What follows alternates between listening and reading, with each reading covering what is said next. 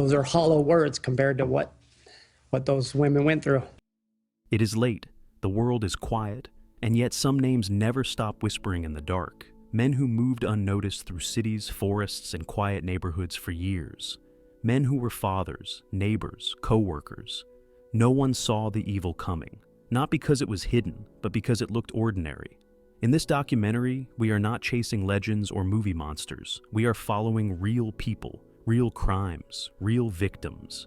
This is not a countdown designed to shock. It is a descent into how evil repeats itself, adapts, and survives in plain sight. These are the most evil white serial killers of all time. Before we begin, subscribe to the channel for more dark documentaries, leave a like if you value this kind of storytelling, and tell us in the comments where you are watching from. Washington State, 1982. The first body is discovered near the Green River during the summer of 1982. She is young, unidentified, and left in shallow water where reeds bend over her remains. Her position suggests she was placed there deliberately, not discarded in panic. At first, investigators treat the death as an isolated homicide. Tragic, but not unprecedented. Within weeks, another body is found, then another. The river stops being a location and becomes a pattern. At this moment, Gary Ridgway is living an unremarkable life in Washington State. He works at a truck manufacturing plant. He wakes up early, clocks in, and performs repetitive labor. He attends church. He speaks softly. He keeps his routines tight and predictable.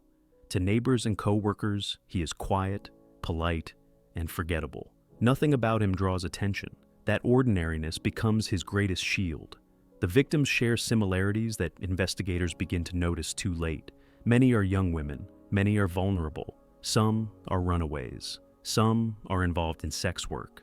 Their disappearances do not always trigger immediate searches. Families report them missing, but resources are limited and time passes quickly. When bodies begin appearing along highways, forest edges, and riverbanks, fear spreads across the region. The public realizes something systematic is happening. Ridgway approaches his victims carefully. He does not rush. He does not threaten. He speaks calmly and listens. Sometimes he shows a photograph of his young son to appear harmless. Sometimes he pretends to be concerned for their safety. He offers rides. He offers help. The moment of violence arrives suddenly. Strangulation is his method. It is silent and intimate. He remains close until life is gone. Afterward, he transports the bodies to locations he already knows. These sites are not random. They are familiar places near his work routes and daily travel. Wooded areas, riverbanks, industrial land. He revisits them. He memorizes them.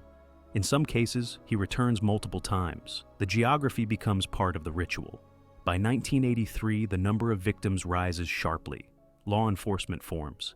The Green River Task Force, one of the largest investigations in Washington state history. Hundreds of officers are assigned. Tips flood in from across the state. Composite sketches circulate. Media coverage intensifies. Women change routines. Parents warn daughters. Fear becomes part of daily life. Ridgway is interviewed early in the investigation. He is not overlooked. His name appears on lists. He cooperates fully. He answers questions politely. He submits to a polygraph examination and passes. Investigators have no physical evidence linking him to the murders. He leaves the interview room and returns to his routine, unchanged. Throughout the 1980s, the killings continue, sometimes rapidly, sometimes with long gaps. Ridgway adapts to police pressure. When attention focuses on the river, bodies appear elsewhere. When patrols increase in one area, he shifts locations. Industrial zones, wooded hillsides, remote embankments.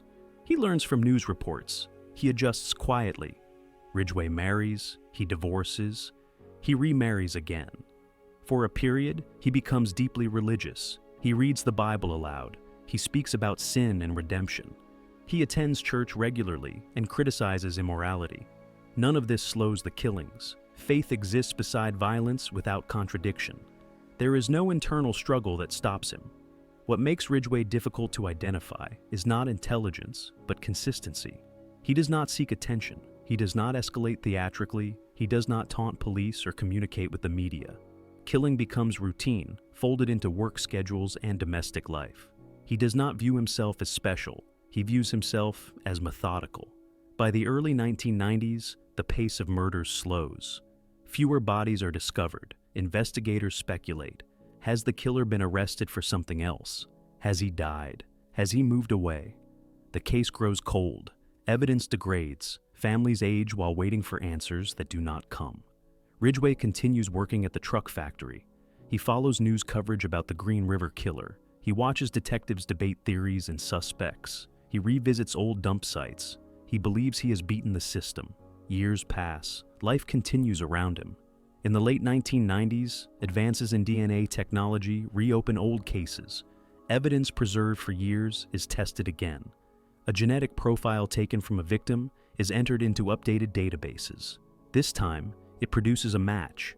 In 2001, Gary Ridgway is arrested while leaving work. There is no chase, no resistance. He is handcuffed quietly, just as he lived. During interrogation, he begins to speak, slowly at first, then with unsettling detail. He admits to dozens of murders, then more. He struggles to remember exact numbers. He says he killed so many that counting became impossible. Ridgway draws maps from memory. He leads investigators to long hidden remains. Some victims are finally identified. Others never will be. Prosecutors offer a plea agreement. In exchange for cooperation, the death penalty is removed. Families are divided. Some want closure. Others want the harshest punishment possible. Ridgway is convicted of 49 murders and sentenced to life imprisonment without parole. The number reflects what can be proven, not the full scope of his crimes. He will never leave prison. Gary Ridgway did not kill for fame or recognition. His evil was quiet, repetitive, and persistent. For nearly 2 decades, he lived among his victims without detection, not because he was invisible, but because he appeared ordinary. And in 1982, when the first body surfaced near the river, no one yet understood how long the darkness would last. New York State, 1982. Kathleen McCormick Durst disappears on a cold winter night in January 1982. She is a medical student in her final year, only months away from becoming a doctor. Friends describe her as intelligent, disciplined, and increasingly afraid inside her marriage. That evening, she argues with her husband, Robert Durst, inside their cottage in South Salem. Neighbors later report raised voices. By morning, Kathleen is gone. There is no packed suitcase, no confirmed sighting after that night. Robert tells police he put her on a late-night train to Manhattan. Later, parts of that story change. Then he quietly admits that some details were untrue. Weeks later, some of Kathleen's belongings are discovered in the trash of their Manhattan apartment building. Her body is never found. Robert Durst is not an ordinary suspect. He is the eldest son of a powerful New York real estate family, raised in privilege and emotional distance. As a child, his mother dies after falling from the roof of their family home. Robert later claims he witnessed it. Other family members dispute this. What remains undeniable is that the event shapes him. By adulthood, he is described as controlling, detached, and unpredictable. Kathleen had confided in friends about abuse. Medical records later show she was treated for facial injuries weeks before she vanished. She had spoken about leaving Robert. She had asked for a substantial divorce settlement.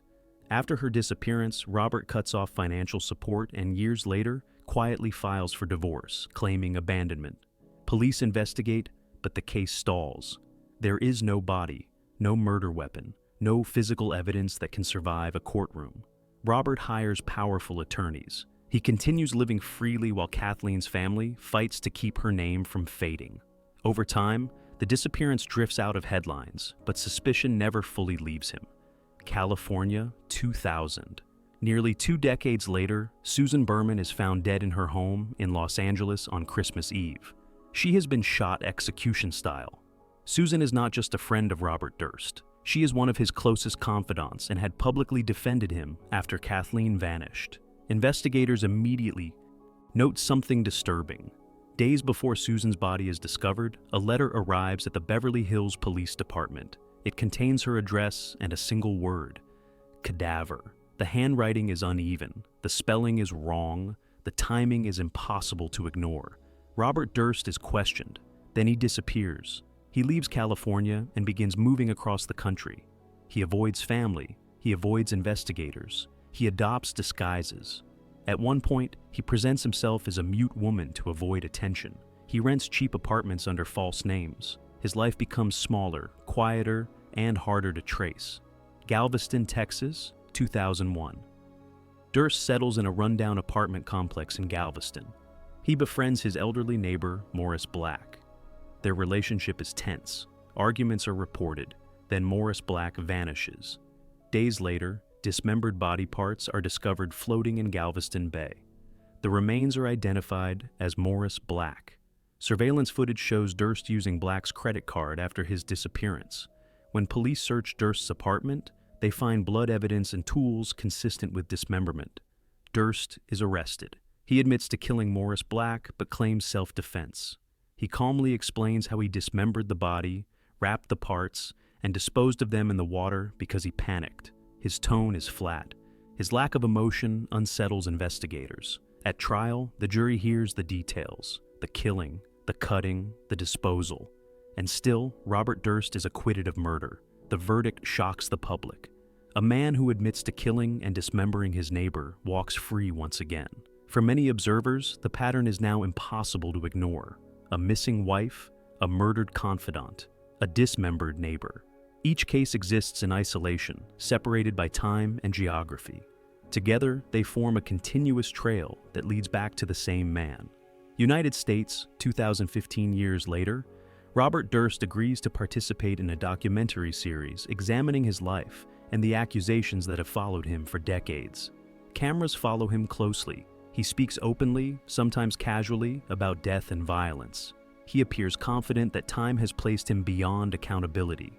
During filming, Durst is arrested again, this time for the murder of Susan Berman. Prosecutors now have stronger evidence, including forensic analysis and the infamous letter. During a break in filming, with a microphone still recording, Durst mutters to himself. He speaks about killing, about bodies, about mistakes. The moment is brief but devastating. The confession is not dramatic. There is no raised voice, no emotion. That is what makes it devastating. For the first time, the public hears Robert Durst without calculation, without strategy, without protection. When the recording becomes public, investigators immediately recognize its weight. The words cannot be explained away as metaphor. They align too closely with known facts. With timelines, with evidence that had once been circumstantial but now feels anchored. Durst later claims he was speaking hypothetically, that he was confused, that the moment meant nothing. But the damage is irreversible. The illusion of uncertainty collapses. What had once been suspicion now sounds like admission. For the families who had waited decades, the moment is both vindication and grief. A confirmation that arrives too late to save lives, but too clearly to ignore. In court, the decades-long timeline is laid out. Kathleen's disappearance is re-examined and officially reclassified as a homicide. Susan Berman's murder is linked directly to Durst. His past is no longer fragmented. It is continuous. In 2021, Robert Durst is convicted of murder. He is sentenced to life in prison without the possibility of parole. He dies in custody the following year while awaiting further proceedings. Robert Durst did not leave a trail of bodies in open fields or forests. He left absences, silenced witnesses, missing people. His violence relied on privilege, money, and time. For nearly 40 years, justice moved slowly behind him. And it began in 1982 with a woman who simply disappeared, and a man who learned that silence could be just as deadly as force. Pacific Northwest, 1996. Joseph Edward Duncan does not arrive suddenly in the story. By the time the year 1996 begins, his name already exists in court files, psychiatric evaluations, and parole records. Warnings follow him from state to state. They describe a man with a long history of violent behavior, particularly toward children. None of those warnings are enough to keep him contained. In the spring of that year, two young girls, Samieja White and Carmen Cubias, disappear in Washington state. They are last seen separately, living ordinary teenage lives. Days later, their bodies are discovered together in a remote area. The crime shocks the community. Investigators work the case intensely, but evidence is limited. No suspect is charged. The murders remain officially unsolved. At the time, Joseph Edward Duncan is on parole. He is living freely, despite a documented history of serious offenses. He moves frequently. He blends into working-class neighborhoods. He avoids drawing attention. There is no direct link tying him to the crime scene, and so he continues on. Duncan's past is already extensive. As a teenager, he commits violent crimes and openly discusses them with therapists. He tells professionals that he feels compelled to hurt others. These statements are recorded, evaluated, and ultimately archived. He is incarcerated, then released. The cycle repeats. Each release places him back into public spaces with minimal supervision. The following year, Anthony Martinez, a 13-year-old boy in Riverside County, disappears while riding his bicycle. His body is later found. The case devastates the local community. Once again, the investigation struggles to identify a suspect who can be held accountable. Duncan is questioned briefly during this period, but there is no evidence strong enough to detain him. Soon after, Duncan violates the conditions of his parole and is returned to prison, not for murder, not for homicide, for technical violations. The system reacts, but only partially. He serves time and is released once more. By the early 2000s, Duncan relocates again. He drifts through several states, maintaining a low profile while continuing to engage in criminal behavior. He is arrested for offenses involving minors. He posts bail. He disappears before trial. A federal warrant is issued for his arrest, but Duncan is already moving. In May of 2005, a quiet home near Lake Coeur d'Alene becomes the site of a brutal attack. Brenda Groen, her boyfriend, and her teenage son are killed inside their home. 2 younger children are taken. The crime scene shows planning, control, and extreme violence. An entire region is shaken. Law enforcement launches one of the largest manhunts in Idaho history. Roadblocks are set up. Search teams comb forests and highways. An Amber Alert spreads the names and faces of the missing children across the country. Joseph Edward Duncan is on the run at this time. He is armed, he is mobile. He knows authorities are looking for him. 47 days later, one of the missing children is spotted inside a diner. She is alive. She is with a man. Employees recognize her from the alert and quietly contact police. Officers arrive and arrest the man without resistance. He is identified as Joseph Edward Duncan. The second child is never recovered alive. His remains are later found at a remote campsite in the mountains. The search ends, but the questions do not. When Duncan is taken into custody, the full scope of his past begins to emerge. He confesses to multiple crimes across several states. He admits involvement in killings that had haunted investigators for years. Cases once thought unrelated begin to connect. The murders from 1996 are reopened. The murder from 1997 is revisited.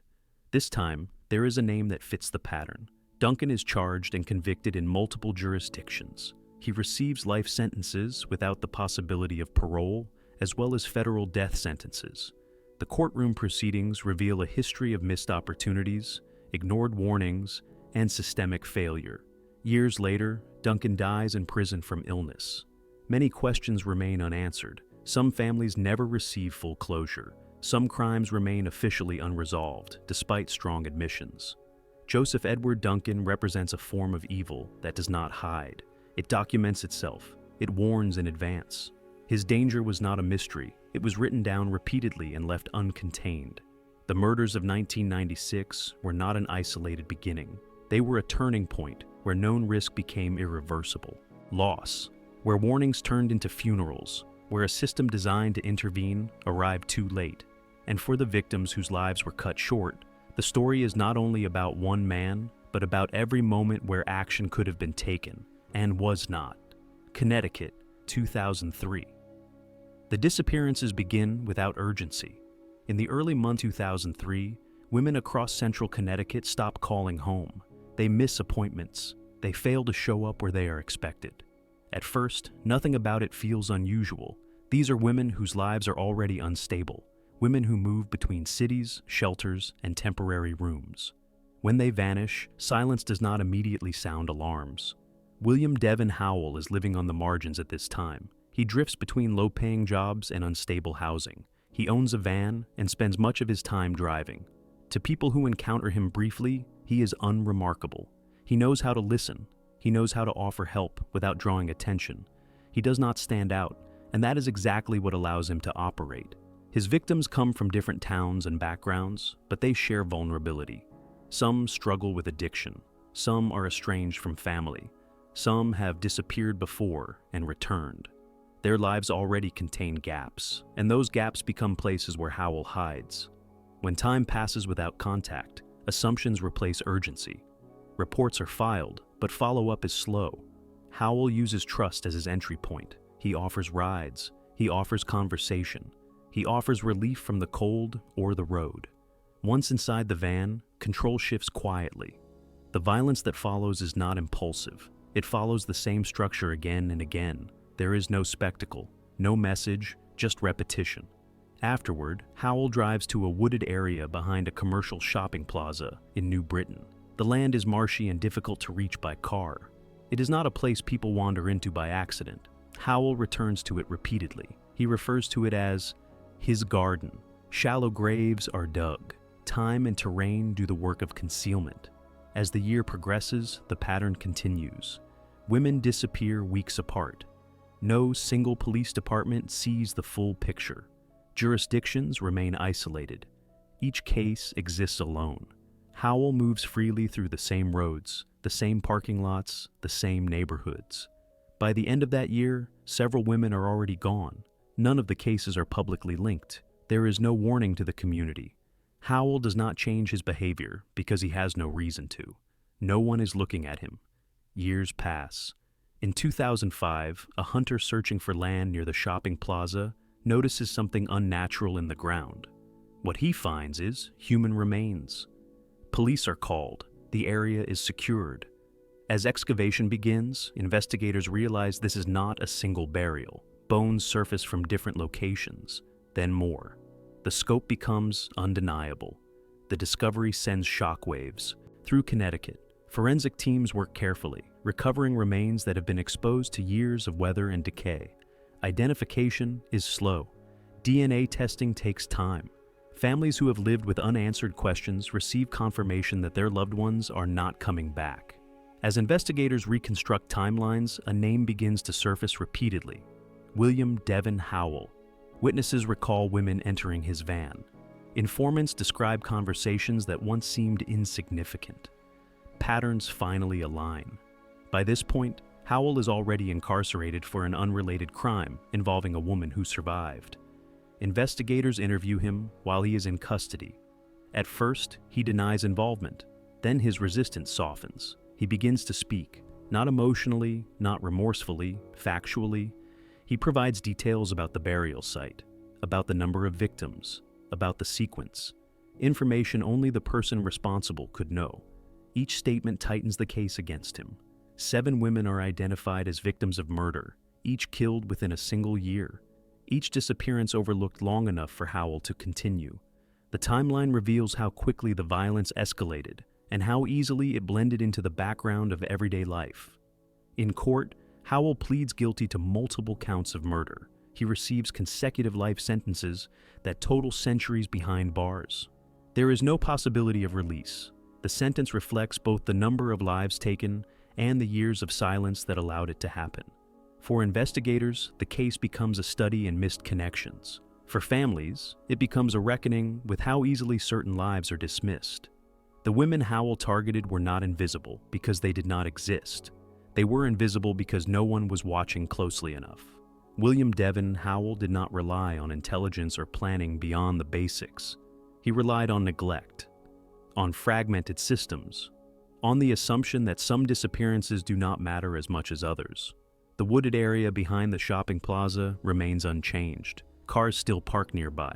People still shop and leave. Few realize what lay beneath the ground for years. A place passed every day, hiding the remains of 7 lives. As this chapter closes, the pattern is becoming clear. Evil does not always announce itself with chaos. Sometimes it moves quietly, sustained by indifference, waiting for time to do its work.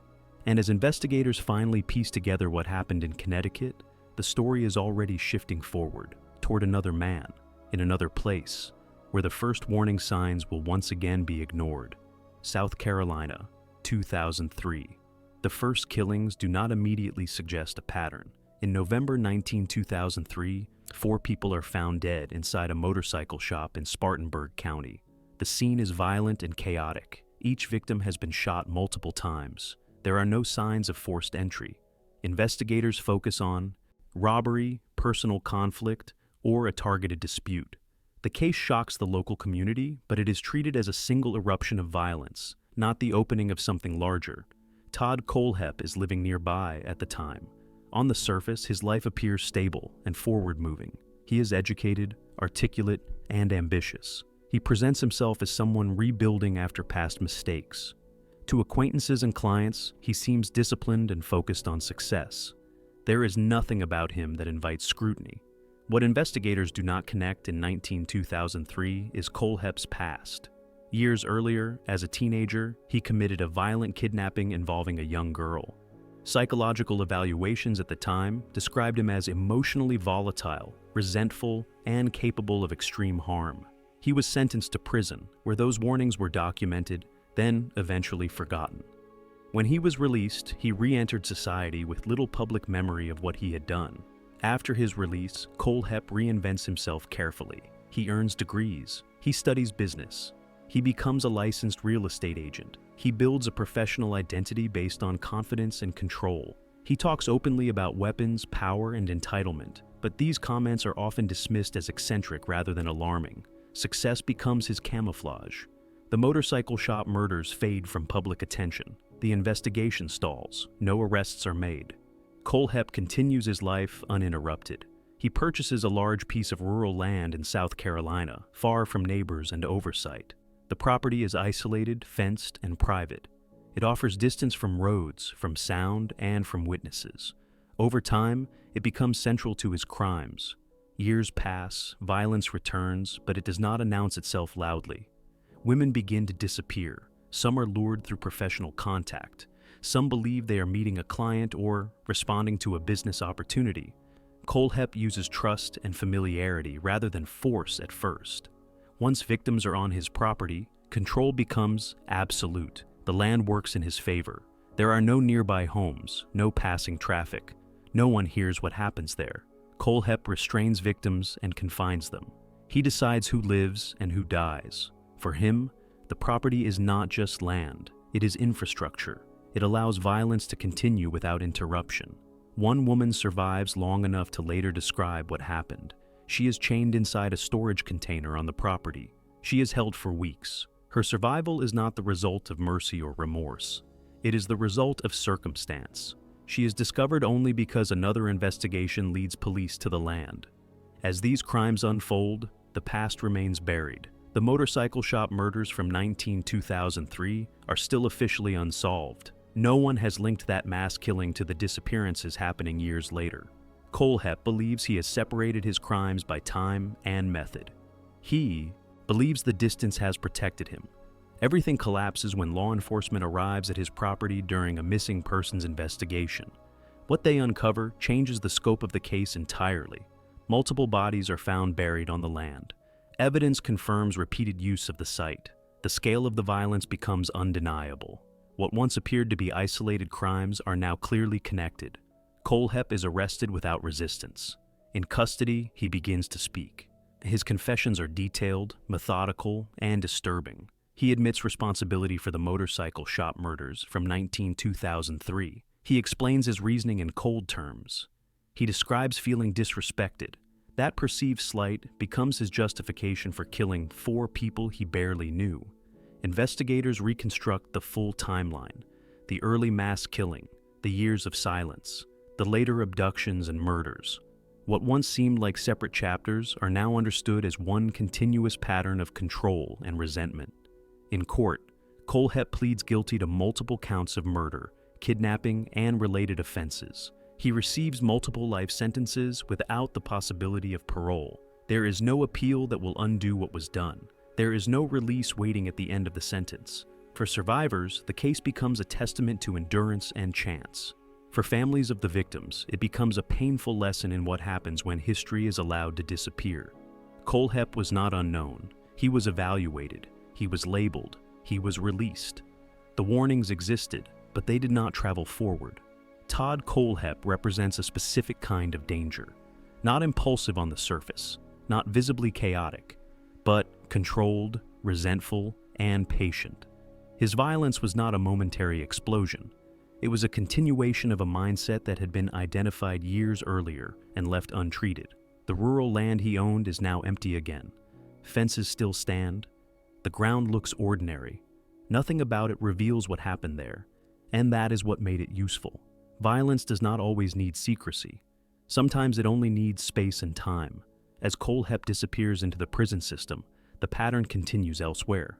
Another man, another location, another moment where early signs are dismissed. And once again, the full truth only becomes visible after lives have already been taken. Ohio, 2006. The disappearance does not trigger immediate alarm. In small towns across northern Ohio, people drift in and out of each other's lives constantly. When a young woman stops answering calls and fails to show up where she is expected, the silence is not instantly interpreted as danger. It is interpreted as distance, as something temporary. Time passes, and assumptions quietly take the place of urgency. Sean Great is already moving through these communities. He lives without permanence, staying with girlfriends, acquaintances, or inside abandoned houses that most people avoid. He works short-term jobs and leaves without explanation. To those who meet him casually, he appears friendly, talkative, and disarming. He laughs easily. He listens closely. He knows how to make people feel chosen rather than threatened. His first confirmed murder occurs that year. The victim is a woman whose life already existed on the margins. When she disappears, there is no immediate search effort. Her absence blends into expectation. By the time her body is discovered, leads are scarce and memories have faded. Great is not identified as a suspect, and the moment passes without consequence for him. He learns from this. He learns who is missed quickly and who is not. He learns which disappearances trigger action and which dissolve into silence. That understanding becomes part of how he selects his victims. Vulnerability is not incidental, it is essential. Over the following years, women continue to vanish across Ashland County, Marion County, and Richland County. Each disappearance belongs to a different jurisdiction. Each investigation exists in isolation. Great moves freely between counties, crossing invisible lines that keep cases from connecting. He is arrested occasionally for assault, burglary, or domestic violence. Each charge is processed independently. Each release returns him to the same cycle. Great targets women who need something: shelter, transportation, reassurance. He offers a couch, a ride, a place to stay for the night. Once inside a confined space, control shifts completely. The violence that follows is deliberate and repeated.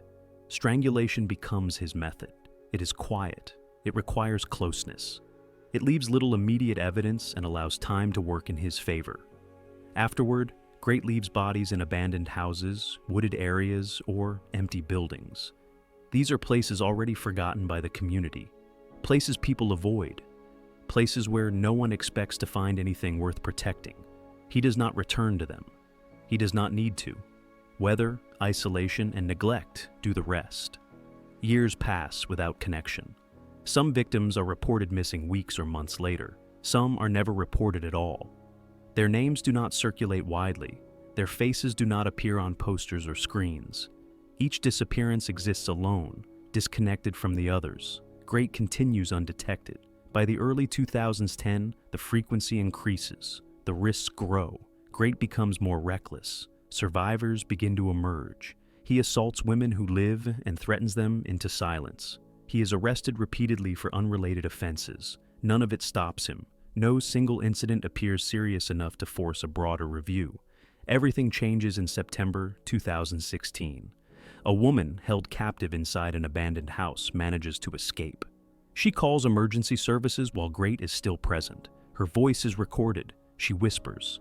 She describes what is happening in real time. She says there are bodies inside the house. The urgency is unmistakable. Police respond immediately. They arrive to find Sean Great inside the building. He is arrested without resistance. The woman survives. Her survival becomes the interruption Great never anticipated. As officers search nearby locations, they begin finding bodies. One discovery leads to another. Each confirms what had been invisible for nearly a decade. Great is not responsible for one death. He is responsible for multiple murders. During interrogation, Great begins to confess. He speaks calmly. He names victims. He describes locations. He explains how long it has been happening. The timeline stretches backward through years: 2015, 2012, 2006. The pattern is no longer deniable. 5 murders are confirmed. Investigators believe the number may be higher. Each confession forces families to confront a truth that had been delayed, not denied. Some learn that their loved one did not leave voluntarily. Others learn that answers existed, but never arrived in time. In court, recordings of the emergency call are played. Jurors hear fear unfold in real time. They hear how close death was, how narrowly it was avoided. The evidence is overwhelming. Great offers no meaningful explanation. There is no ideology, no justification, only repetition. Sean Great is convicted and sentenced to death. The verdict closes the courtroom, but it does not erase the years that came before it. The damage is measured not only in lives lost, but in time wasted, in warnings ignored, in systems that never connected what was already visible. Great was not invisible. He was encountered repeatedly. He was arrested. He was released. The pattern was not hidden. It was fragmented, scattered across files that never touched. The abandoned houses where Great operated still stand, boarded windows, broken doors. Buildings people pass without looking twice. They do not announce what happened inside them. They do not need to. The silence is enough. As this chapter ends, the timeline moves forward again, toward another man, another place, another moment where danger is documented but delayed, where warning signs exist but action arrives too late, and once more, the truth will only surface after someone survives long enough to speak. Southern Appalachians, 2007. The forest does not draw attention to itself. In the mountains of the Southern Appalachians, trees stretch endlessly, trails twist and disappear, and silence feels natural. People come here to hike, to clear their heads, to feel safe inside distance and quiet. In 2007, no one suspects that this landscape is being used as cover for something far darker. Gary Michael Hilton is already living on the edges of society. He moves constantly, sleeping in his vehicle or camping deep inside national forests. He survives on minimal resources. He avoids long-term relationships. To park rangers and hikers, he is just another transient presence. Someone who belongs to the woods more than to towns. Someone easy to forget. That anonymity becomes his protection. Hilton's first known murders occur in the autumn of that year. His victims are hikers. They are alone or separated briefly from companions. They are people who believe danger comes from animals, weather, or terrain, not from other people. Hilton exploits that belief carefully. He approaches without urgency. He talks. He asks questions about trails and parking areas. He appears knowledgeable, helpful, non-threatening. The interaction feels ordinary, almost friendly. Then it changes. Hilton uses surprise rather than force. Once control is established, escape becomes nearly impossible. The violence is direct and deliberate. Afterward, he uses the landscape to erase evidence. Dense forest, steep terrain, remote locations where discovery is unlikely and delayed. When the first victim fails to return home, the assumption is accident, a fall, getting lost.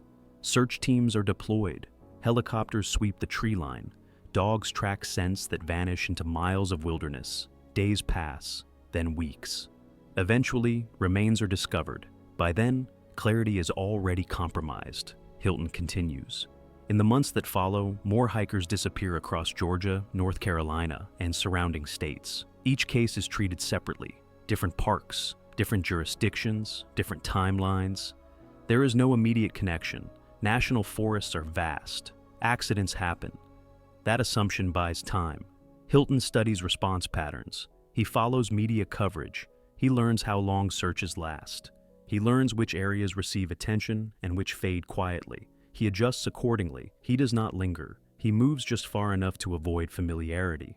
Unlike killers who operate in cities, Hilton relies on isolation rather than concealment. He does not hide bodies in plain sight. He hides them where no one is looking at all. His victims are not chosen randomly. They are chosen because they trust the environment. As investigations progress, law enforcement begins to notice similarities. Victims are experienced hikers. They vanish near trailheads or rest areas. Vehicles are sometimes left behind. Credit cards are occasionally used afterward.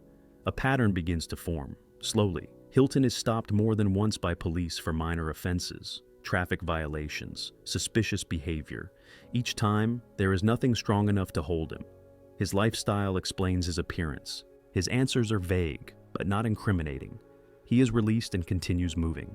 The turning point comes when a hiker disappears and her vehicle is later connected to Hilton. Surveillance footage captures him using stolen cards. Witnesses recall conversations. Descriptions align. For the first time, investigators have something solid. Hilton is arrested.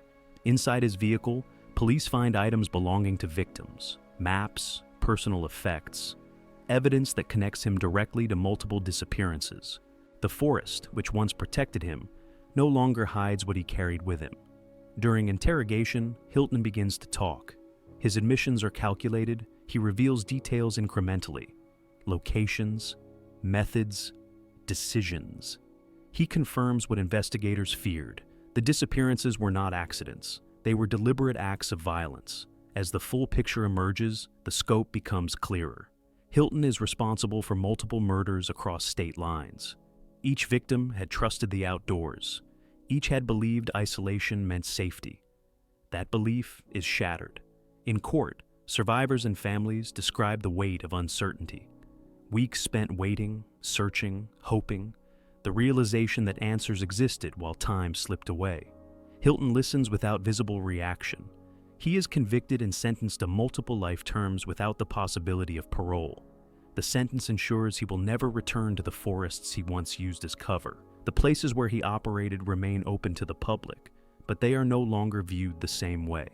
Gary Michael Hilton did not rely on charm or normalcy. He relied on distance, on the assumption that nature is neutral, on the idea that danger is something loud and obvious. His violence was quiet, efficient, and shaped by patience. The forests remain vast, trails are still walked, but something has changed. Awareness replaces innocence. People look around differently now.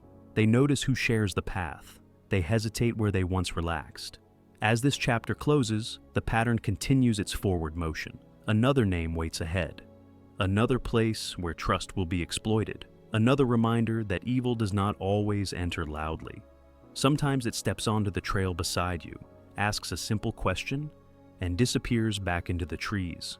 Ontario, 2007. The setting does not resemble a crime scene.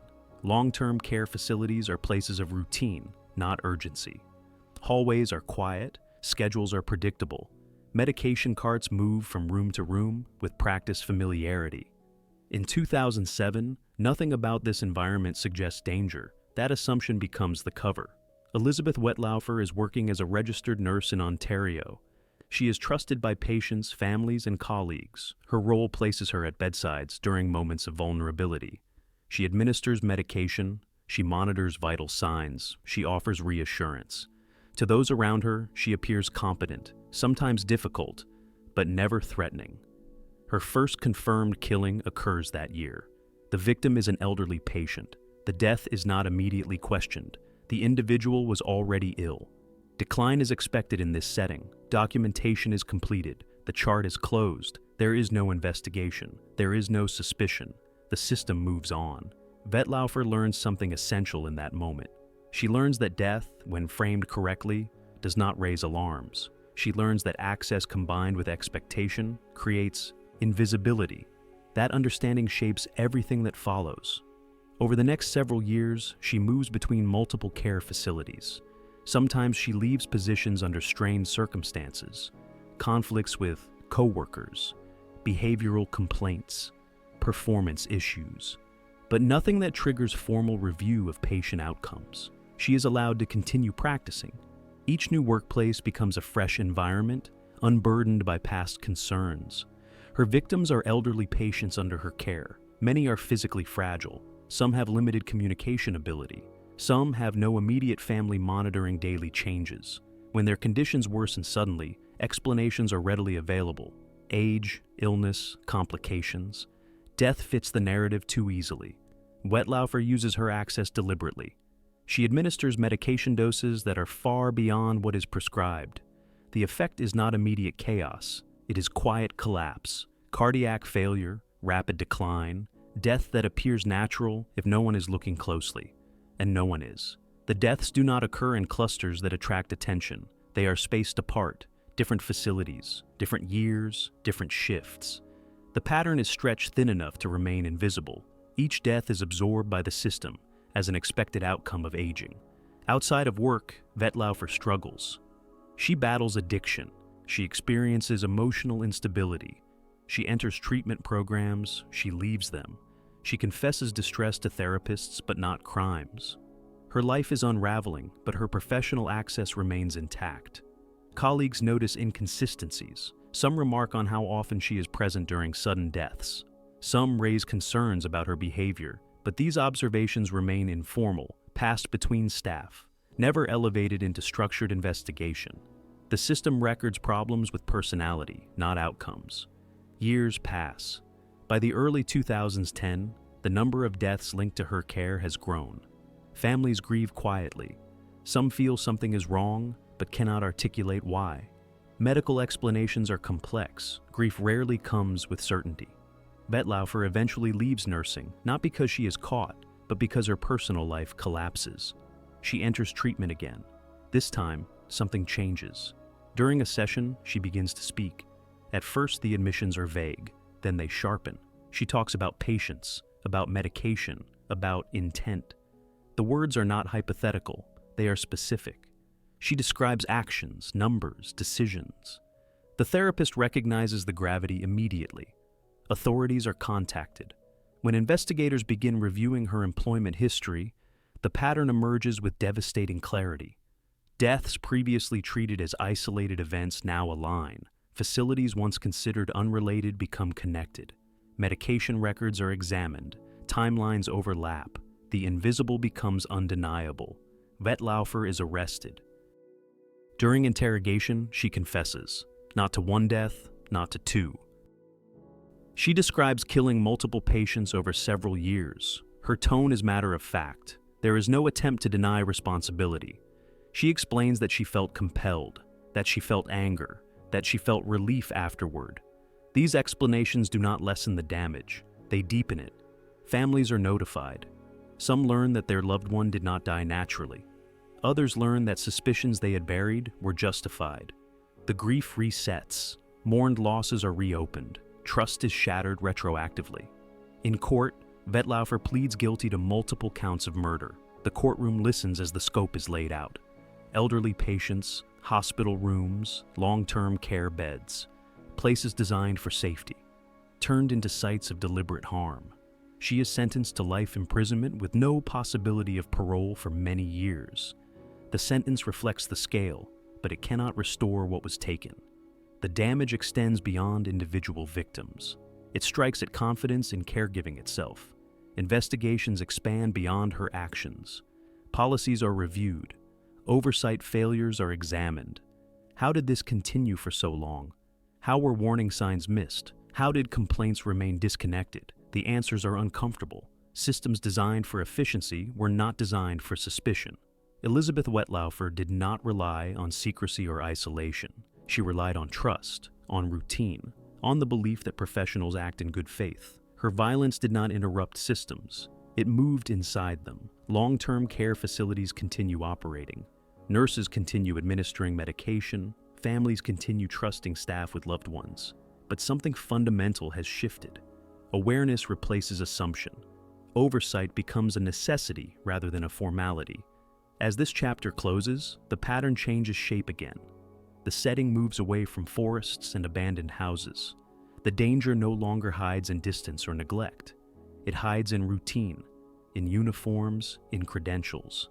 And as the timeline moves forward, the story turns toward another name, another context, another place where harm will occur, not because it is unseen, but because it is unimagined.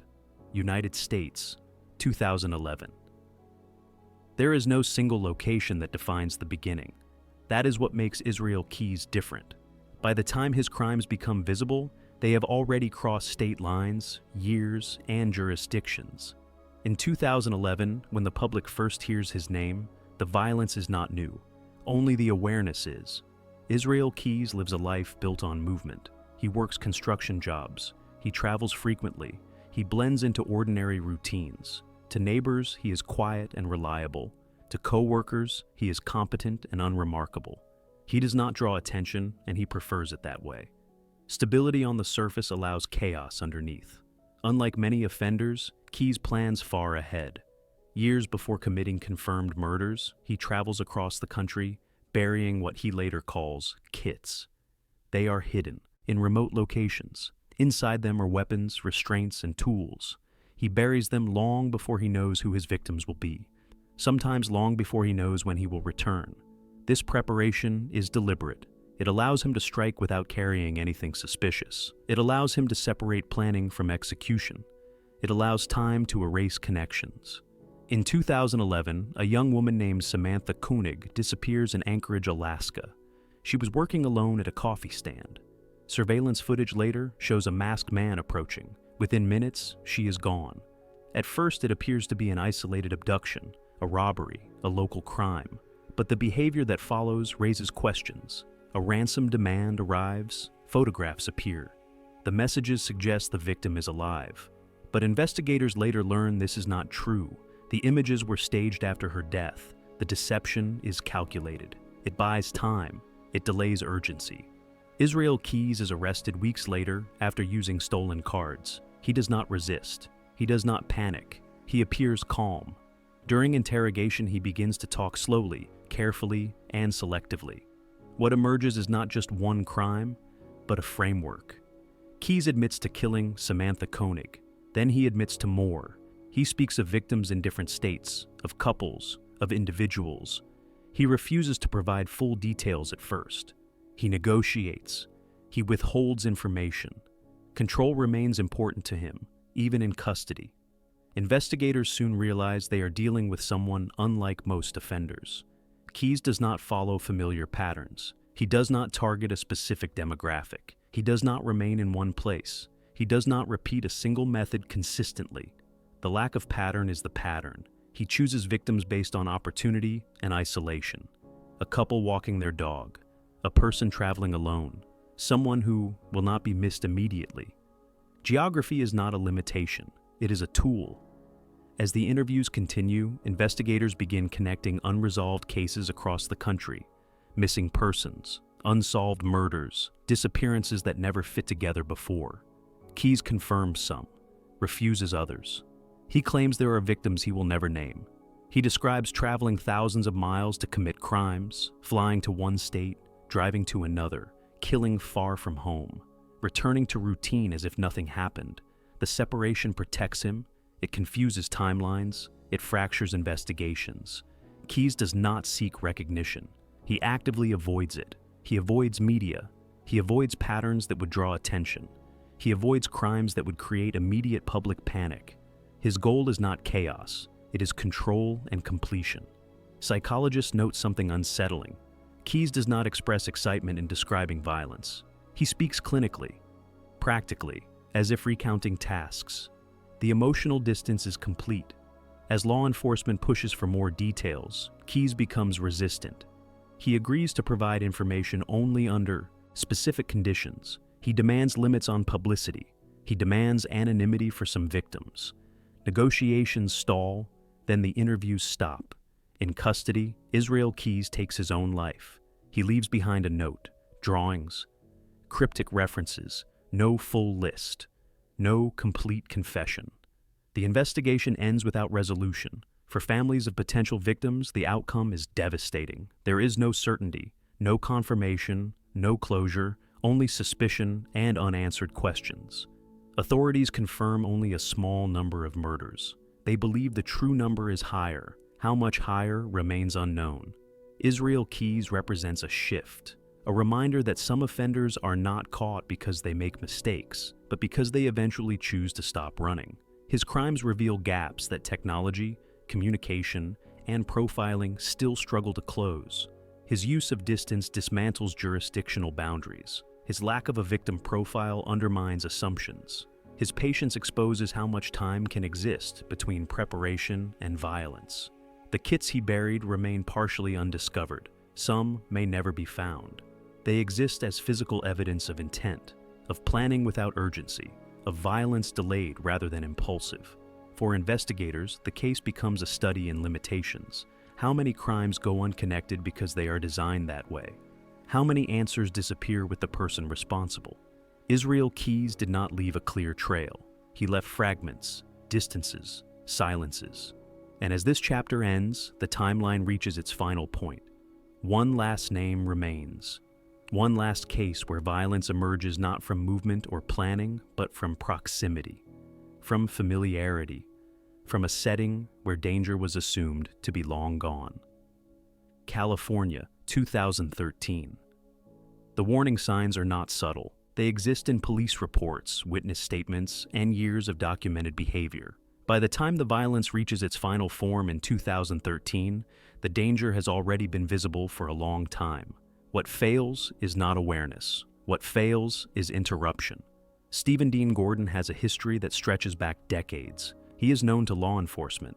He has been arrested multiple times. He has been described as aggressive, volatile, and predatory. Relationships around him fracture quickly. Conflicts escalate. Violence is not an anomaly in his life. It is a pattern. Despite this, he continues to move through communities in California. He forms relationships. He inserts himself into social circles. He gains access to people through familiarity rather than force.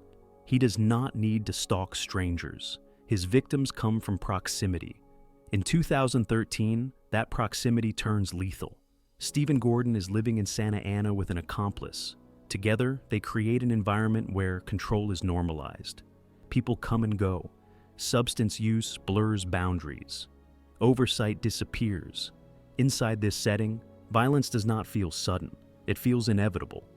The first known victim is a young woman who spends time in Gordon's circle. She disappears quietly. There is no immediate police response, no urgent search. Her absence is explained away by lifestyle assumptions. This delay creates space. Another woman follows. Both victims are murdered inside the same residence. The acts are not impulsive, they are deliberate. The bodies are dismembered. Remains are disposed of in multiple locations. The intention is clear. Delay identification. Fragment evidence. Remove the person even in death. For a time, it works. Law enforcement does not immediately connect the disappearances. Different jurisdictions handle fragments of the case.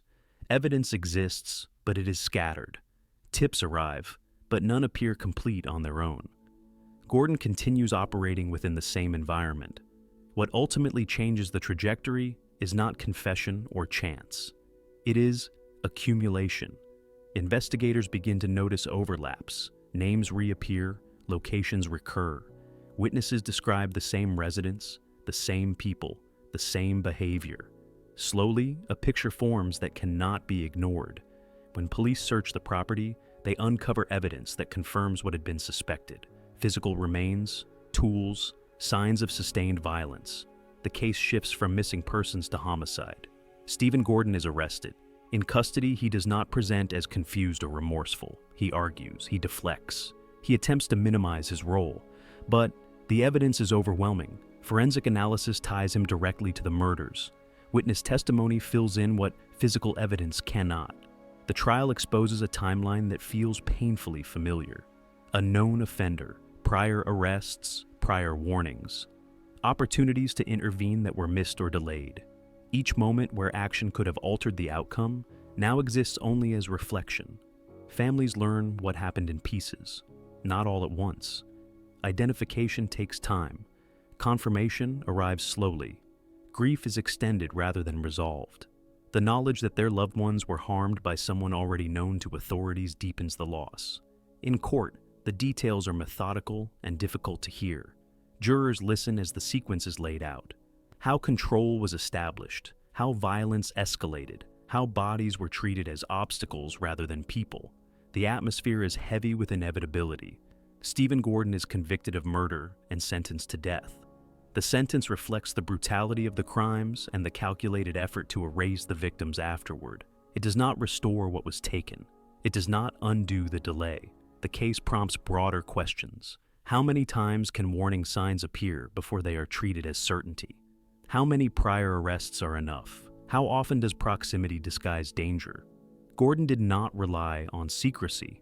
He relied on familiarity, on the assumption that people known to a circle are safer than strangers, on the idea that harm comes from outside, not within. The residence where the murders occurred looks ordinary from the outside.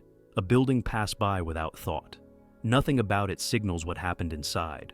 That ordinariness is part of the story. Violence does not always announce itself. Sometimes it settles in. For investigators, the case becomes another example of convergence. When patterns finally align, they do so violently. When systems connect information, they often do so too late. Stephen Dean Gordon was not hidden. He was present. He was documented. He was encountered. The failure was not ignorance. It was delay. As this final chapter closes, the timeline completes its arc. From public spaces to private rooms, from distance to familiarity, from forests to institutions to homes. Each case different, each outcome shaped by the same gap between warning and action. These stories are not connected by method or motive alone. They are connected by opportunity. Opportunity created by silence, by fragmentation, by the belief that danger will always look obvious when it arrives. It rarely does. If you want more dark documentaries like this, subscribe to the channel. Leave a like if this story made you reflect, and share it with someone who values long-form, factual storytelling. And now tell us in the comments where you are watching from. Thank you for watching.